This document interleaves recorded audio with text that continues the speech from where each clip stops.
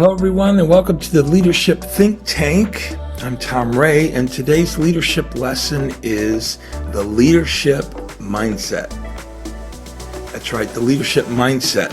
And before I say anything else, I want you to think about one question this morning, and you don't have to answer this out loud, but listen, when something goes wrong on your team or with your group or with your organization, what do you usually do first? Do you jump in and try to fix it yourself, or do you stop and ask why it happened? So hold on to your answer and we'll come back to it in just a little bit. But here's what we're covering today. 4 simple skills that every good leader needs. Number 1 is how you make decisions. And number 2, how you hand off work to other people, delegation. Number 3, how well you know yourself. In order to grow yourself, you have to know yourself, right? And number 4, how you talk to people. That's it. 4 skills. Let's go at it one at a time. Number 1, it's about decisions, the decisions that you make. A lot of people think good leaders always sound sure of themselves, right? Confident, never doubting anything. And that's actually not true. That's not even a good goal, okay? And here's a much better way to think about decisions. Ask yourself one question: can I undo this later if it turns out to be wrong? Okay, if the answer is yes, then decide fast.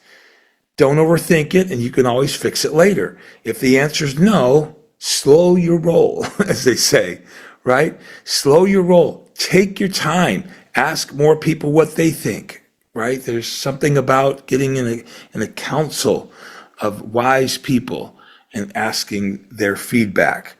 And let me give you an example. Let's say you're deciding to try a new way of running your weekly team meeting, and that's an easy undo. If it doesn't work, you just go back to the old way next week. So just try it and decide to do it today, right? Easy peasy.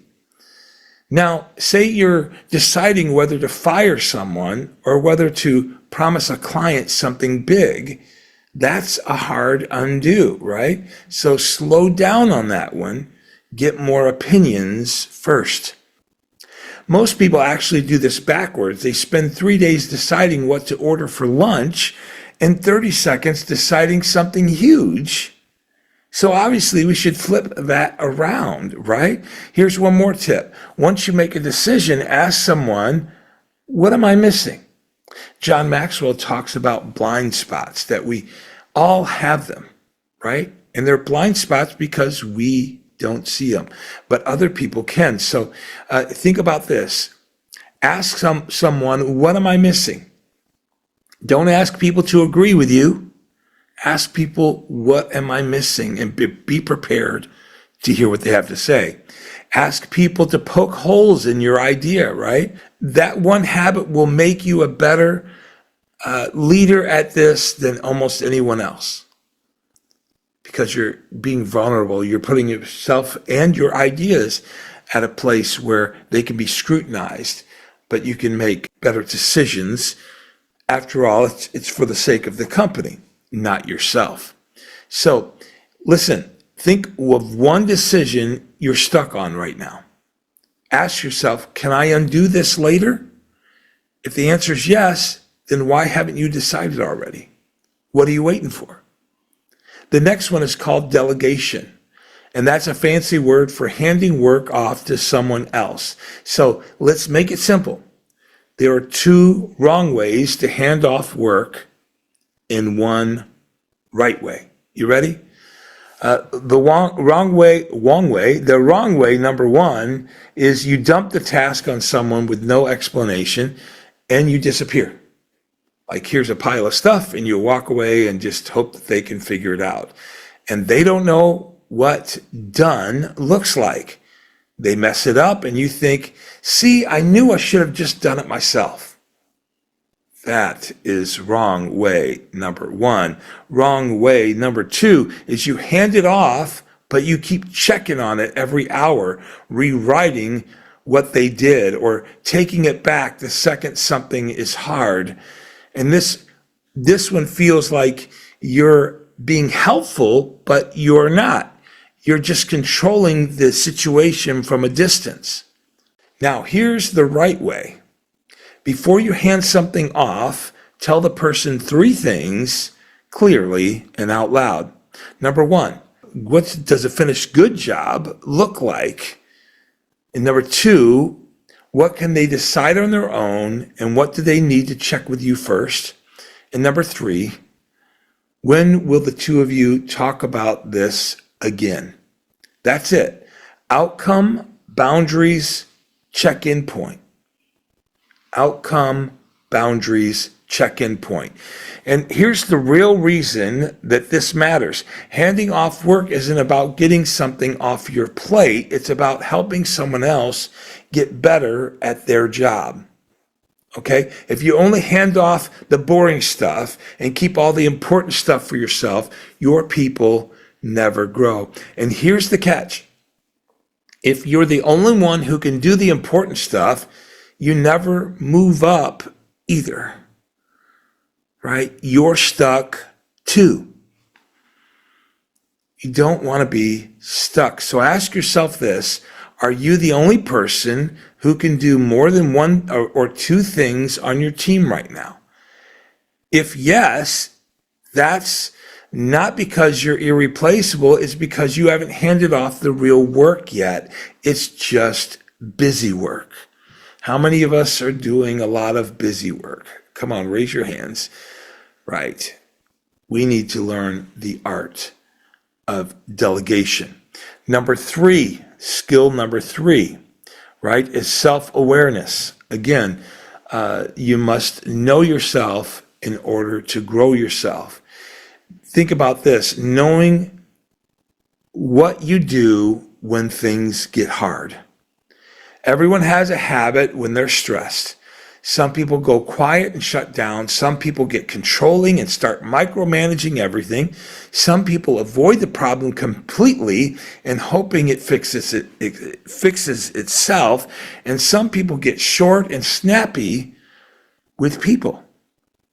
That's a no-no, right? None of these makes you a bad person, and everyone has a default setting. The problem is only this: when you don't know what yours is. That's the problem, because your team feels it either way. So ask yourself 2 honest questions. Are you ready for them?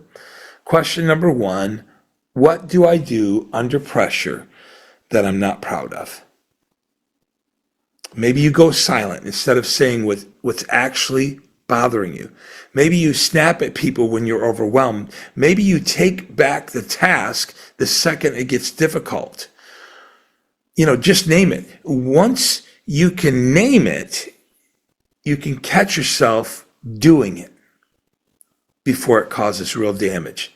Number 2, what's something more than one person has told me about myself? What's something more than one person has told me about myself? If 2 or 3 people have said the same thing about how you act or how you communicate, it's not bad luck.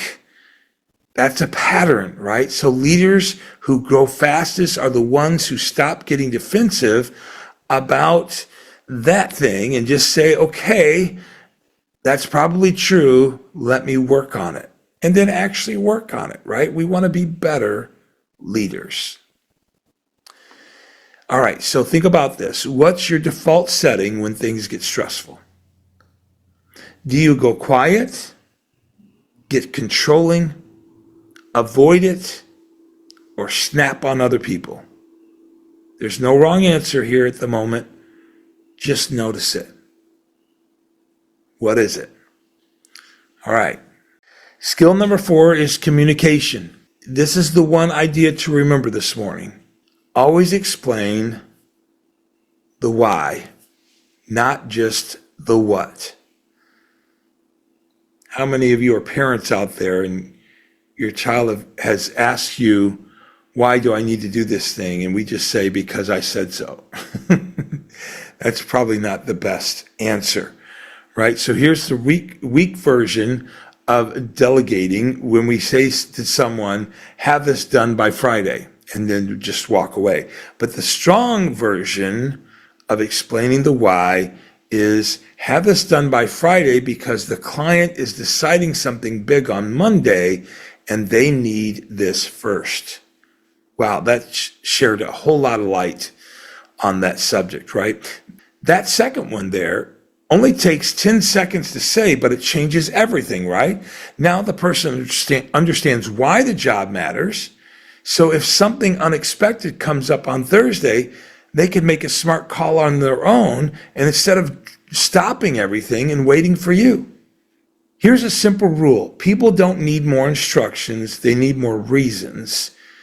And when people know why, you don't have to explain the what every single time.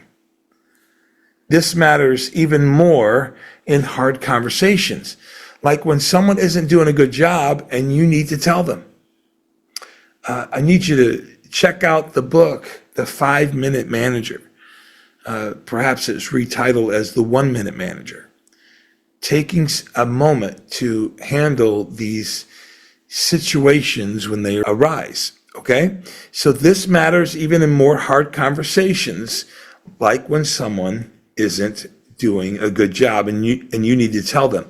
Use these 3 steps in order every time. Step 1, say exactly what you saw or you heard, just the facts, not your opinion about them as a person. Number 2, say why it matters and what did it affect. Step 3, say what better looks like going forward and how you'll help them arrive there. Okay? If you skip straight to you did this wrong, people get defensive and stop listening, right? How do you react? Obviously, right?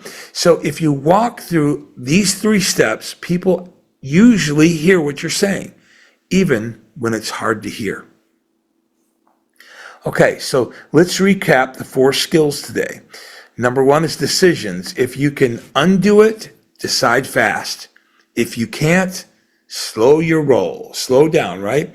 Number 2 is delegation. Hand off the outcome, not just the task, right? And check in with that individual without hovering, without micromanaging. Number 3 is self-awareness, right? Know your default setting under stress and take repeated feedback seriously. And number 4, communication. Always give the why, not just the what. And here's one thread connecting all 4 of these together. Every single one of these is really about trusting other people more and controlling less. So before we meet again, I want you to pick just one of these 4 things and try it out this week. Just one, okay? Maybe you decided something today instead of putting it off. Maybe you hand off a task and actually explain what done looks like. Or maybe you just notice your default setting the next time you get stressed and you don't have to fix it. You just notice it, right? Start there. Just notice it. Or maybe the next time you ask someone to do something, you add 1 sentence, take 10 extra seconds to explain why. That's the whole lesson today. Small choices done again and again. That's what builds a better leader. And that's the leadership mindset today. So go practice it. All right? Thank you for tuning in today, and check out our other leadership lessons right here on YouTube. God bless.